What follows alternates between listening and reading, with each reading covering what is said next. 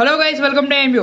My opinion on love me if you dare movie ఎలా ఉందిరా అంటే, ఒక బేబీ, ఒక హలో, ఒక బాగమతి, ఓం భీమ్ బుష్. ఈ మూవీ చూస్తున్నంతసేపు నాకు ఈ 4 సినిమాలు గుర్తొచ్చినాయి. ఇందులోని main concept plus without logical scenes తోటి సినిమా మొత్తం అలా ఉంటుంది. ఈ మూవీ చూడాలా వద్దా అని అనుకున్న వాళ్ళకు ఒకే ఒక్క విషయం చెప్తాను నేనైతే. Love me if you dare మూవీని watch it if you dare.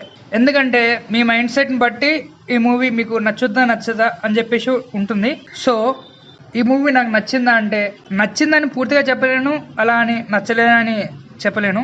So ఇలా ఎందుకు అనిపిస్తుంది నాకు ఈ మూవీ, బయట చాలా నెగిటివ్గా ఉంది కదా, సినిమా బాగాలేదు కదా అని మీకు అనిపించవచ్చు. నాకు ఈ మూవీ ఇలా అనిపించడానికి కారణాలు వచ్చేసి, ఫస్ట్ ఈ మూవీ మీద నాకు 0 హోప్స్. ఎందుకంటే ఈ మూవీ నుంచి వచ్చిన టీజర్ కానీ, గ్లింప్ కానీ, సాంగ్స్ కానీ, ట్రైలర్ కానీ, రిలీజ్ ట్రైలర్ కానీ, ప్రతిదీ క్యాస్ట్ అండ్ క్రూ ఎవ్రీథింగ్ ఏది ఎంగేజ్ చేయలేదు ఈ మూవీ చూడనీకే. అండ్ ఇంకోటి ఏంటంటే, ఈ మూవీకి మ్యూజిక్ డైరెక్టర్ వచ్చేసి కీరవాణి గారు. ఈ మూవీకి నేను మ్యూజిక్ ఇస్తున్నంటే చాలా ఫీల్ అయ్యాను నేనైతే. బట్ ఈ సినిమా నాకు అంతో ఇంతో నచ్చిందంటే దానికి కారణం కీరవాణి గారు. బ్యాక్గ్రౌండ్ స్కోర్ అయితే అలా ఉంది, నాకు సాంగ్స్ అయితే పెద్దగా అనిపించలేదు, but background score was okay. బేసిక్గా మనకు horror films plus romance plus comedy ఉంటే మనకు అస్సలు నచ్చదు, చూడలేము నేనైతే. బట్ ఈ మూవీలో కామెడీ అనేది 1% ఉండదు మీకైతే. It's my promise. మీరు ఈ మూవీ చూడాలంటే మీకు ఈ మూవీ మీద పాజిటివ్ కంటే నెగిటివ్ ఎక్కువ ఉండాలి ఫస్ట్.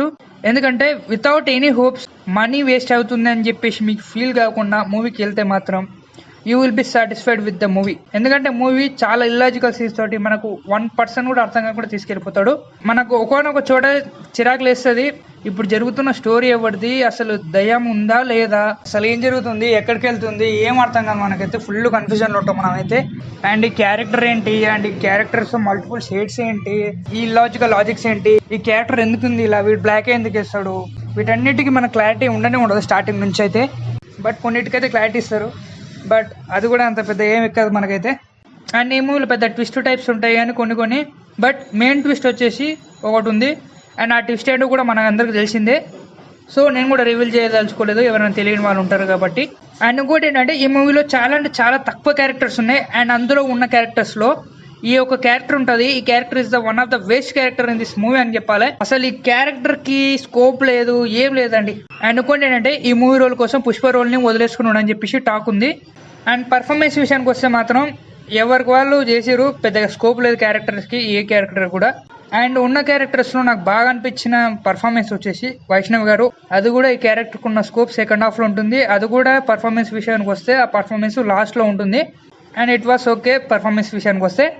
అండ్ ఈ మూవీలో చాలా అంటే చాలా బొక్కలు ఉన్నాయి, లెక్కలు ఉన్నాయి, అన్నీ ఉన్నాయి. అండ్ వీటన్నిటిని ఇప్పుడే మనం మాట్లాడుకోలేం. సో ఈ మూవీ ఓటీటీలోకి వచ్చాక క్రిస్టల్ క్లియర్ గా మాట్లాడుకుందాం. అండ్ ఫైనల్ ఇంకొక విషయం మర్చిపోయా, ఈ movie OTT version theatre version చెప్పడం. నేను ఇంత చెప్పాక కూడా మీకు ఓటీటీ వర్షన్ థియేటర్ వర్షన్ అని కూడా మీకు క్లారిటీ రాకుంటే మాత్రం ఐఎమ్ సారీ ఫర్ ఇట్.